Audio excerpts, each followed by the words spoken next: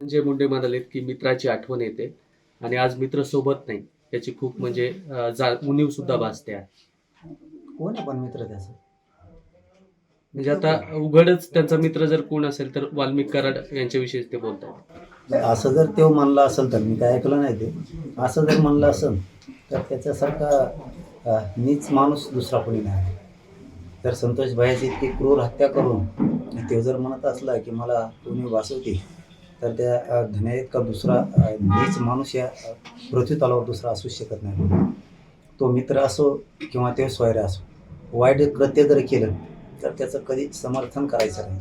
आणि त्यातले त्यात आता तरी अजित पवारचे डोळे उघडले तर बरं होईल. आणखी तरी किती त्याला पाठीशी घालायचं आहे. जर इथं गोरगरिबांच्या लेकराचे ते मुर्दे पाडत असला, अशा माणसाला अजित पवारांनी फडणवीसनी किती दिवस पाठीशी घालायचं हेही लक्षात आलं पाहिजे.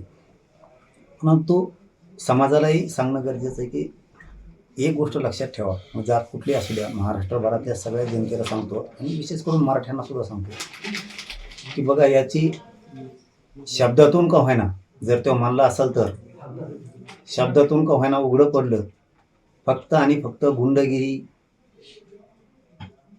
भ्रष्टाचार करणं, लोकांच्या जमिनी हडपणं, कुणाचे प्लॉट हडपणं किंवा दारू पिऊन पोरांना त्रास द्यायला लावणं, त्याच्या समाजातले काही लोक हे गुन्हेगारीकडे वळून त्याच्यातून फक्त आणि फक्त पैसा कमवायचा, कोणालाही ब्लॅकमेल करायचं. मग मंत्री असेल, सरकार असेल, अधिकारी असतील किंवा मराठा समाजासारखे नेते असतील काही, यांना ब्लॅकमेल करायचा आणि स्वतःचा संसारच मोठा करायचा आणि त्यातून तो काळा पैसा, पापी पैसा उभा करायचा आणि त्याच्या लेकरा बाळासाठी लावायचा. ही इतकं भयंकर पाप तो करत होता. जर तसं म्हणत असेल तर लोकांनी एक गोष्ट मात्र खूप समजून घेतली पाहिजे, किती पापी वृत्तीतून, किती गुंडगिरीतून ह्यो पैसा आणि राजकारण उभा करत होता. असले राजकारणासाठी आणि लोकांसाठी, जिल्ह्यासाठी आणि जनतेसाठी असा माणूस अजिबात चांगला नाही. इथून पुढे तरी लोकांनी डोळे उघडलेच पाहिजे आणि विशेष करून फडणवीसने, अजित पवारने तरी आता डोळे उघडले पाहिजेत. नसता याच्या पापात तुम्ही सुद्धा खाको ना.